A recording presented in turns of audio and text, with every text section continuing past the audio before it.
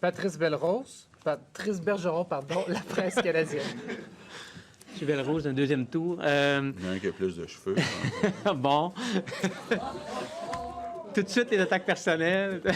Mais, Monsieur le Premier ministre, Monsieur le directeur de la santé publique, Monsieur le ministre, il y a déjà d'autres pays qui sont beaucoup plus en avance en matière de vaccination que le Canada.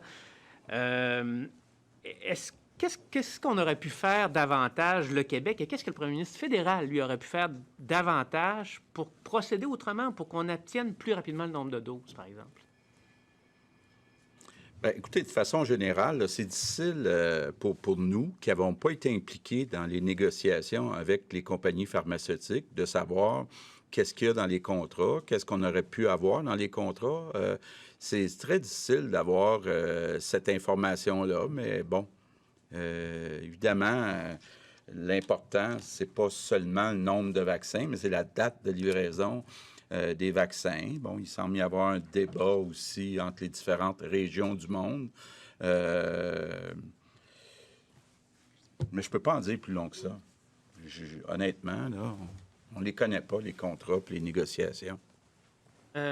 Donc, c'est un autre aspect sur lequel le fédéral nous a laissé un peu dans l'obscurité. Vous avez été très critique du gouvernement fédéral dans les dernières semaines. Vous avez régulièrement critiqué Monsieur le Premier ministre fédéral Justin Trudeau. Vous n'avez pas de contrôle sur les vaccins, vous n'avez pas de contrôle sur les aéroports, vous n'avez pas de contrôle sur les quarantaines. Évidemment, dans une autre carrière politique, c'était des dossiers sur lesquels vous étiez... Quand est-ce qu'on fait un référendum, c'est ça? Oui, vous revendiquiez d'avoir le contrôle là-dessus. Est-ce que ça ne ébranle pas sur vos convictions fédéralistes? Ouais.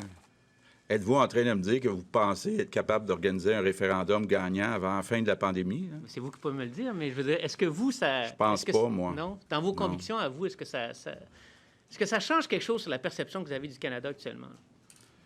Bien, écoutez, c'est jamais simple, puis il n'y a jamais rien de parfait. Il faut voir l'alternative. Est-ce que les Québécois sont prêts à voter oui dans un référendum demain matin? Donc, je pense que d'avoir un parti et puis un gouvernement qui essaie de rendre le Québec plus autonome, de s'assurer qu'on puisse avoir plus de décisions prises au Québec, je pense que c'est la meilleure alternative encore.